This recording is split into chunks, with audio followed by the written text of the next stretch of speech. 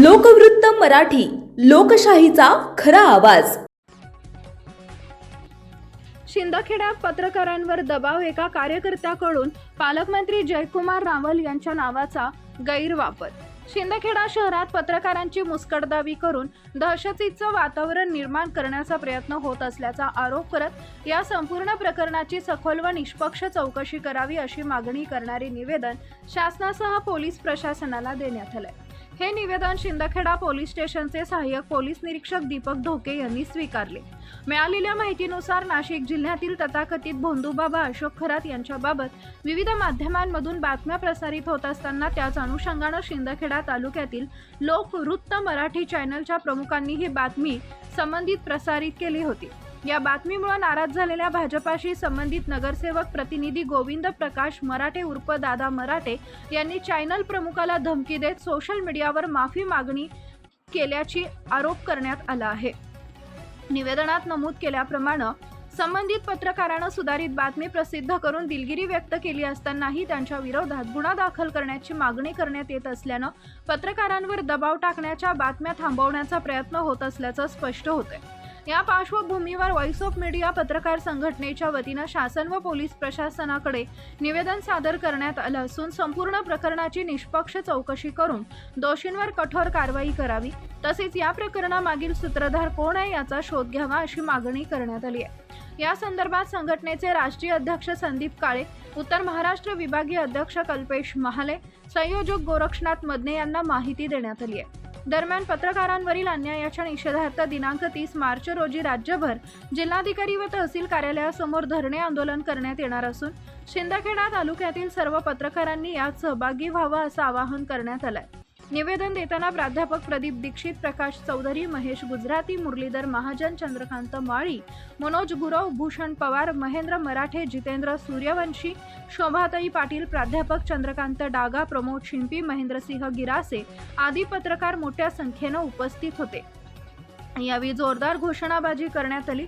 सदर निवेदनाबाबत पोलीस निरीक्षक ज्ञानेश्वर वारे यांना माहिती देण्यात आली असून लवकरात लवकर योग्य ती कारवाई केली जाईल असं आश्वासन सहाय्यक पोलीस निरीक्षक दीपक ढोके यांनी दिलंय. तसेच तालुका अध्यक्ष प्राध्यापक प्रदीप दीक्षित व सचिव भूषण पवार यांनी आपले मनोगत व्यक्त केले. मुख्य संपादक भूषण पवार. अलीकडे एका व्हॉट्सअप ग्रुपमध्ये माझ्याकडनं एक बातमी प्रकाशित करण्यात आली यूट्यूब चॅनलच्या माध्यमातून. त्या ठिकाणी टाकलेला जो फोटो होता लगेचच तात्काळ मला कळविण्यात आले की हा फोटो बनावट आणि एडिट आहे आणि आम्ही लगेच तो तात्काळ डिलीट केला आणि सुधारित बातमी नंतर प्रकाशित करण्यात आली.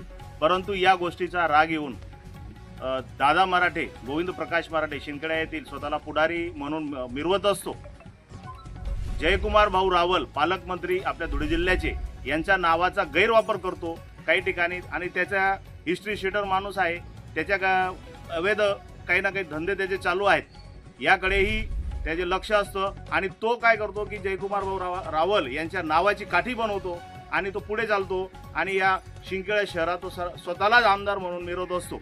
अशा व्यक्तीने पत्रकारितेची मुस्कटदाबी करण्याचा प्रयत्न केलेला आहे आणि जयकुमार भाऊ रावल एक मोठे व्यक्ती आहेत, पालकमंत्री आहेत, त्यांची महाराष्ट्रात खूप ख्याती आहे आणि अशा व्यक्तींची नाव तो घेऊन आमच्यासारख्या पत्रकारांना मुस्कटदाबी करण्याचा प्रयत्न करत आहे. आम्ही त्याच्या या मुस्कटदाबीला बळी पडणार नाहीत. त्याच्या विरोधात आम्ही शिंदखेडा पोलीस स्टेशन या ठिकाणी एक तक्रार अर्ज केलेला आहे आणि या न्याय व्यवस्थेवर आमचा खूप विश्वास आहे आणि आम्हाला न्याय मिळणार यात शंका नाही.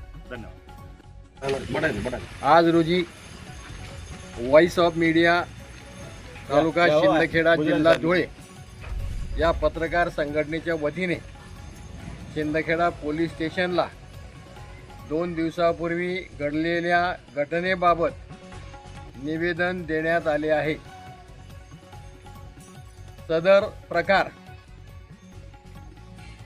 ग्रुपवरती वेगवेगळ्या पद्धतीने जो सुरू होता, दमबाजी करणे, माफी मागायला भाग पाडणे आणि अशा प्रकारांमुळे समाजामधलं वातावरण खराब करण्याचा प्रयत्न शिंदखेड्यातील काही स्वतःला पुढारी समजणाऱ्यांनी या ठिकाणी केलेला आहे.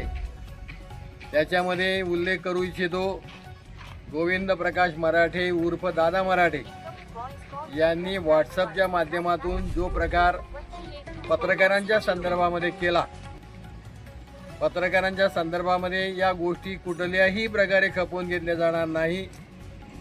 पत्रकारांचा आवाज मुस्कटदाबी बंद होणे गरजेचे आहे. पत्रकारांवरती कुठल्याही प्रकारचा प्रेशर नसावा.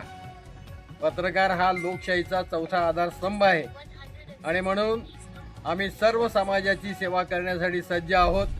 असं असताना देखील आमच्यावरती वेगवेगळ्या प्रकारे किंवा आमच्या पत्रकार संघाच्या सदस्यावर वेगवेगळ्या प्रकारे आरोप करणं हे देखील चुकीचं आहे.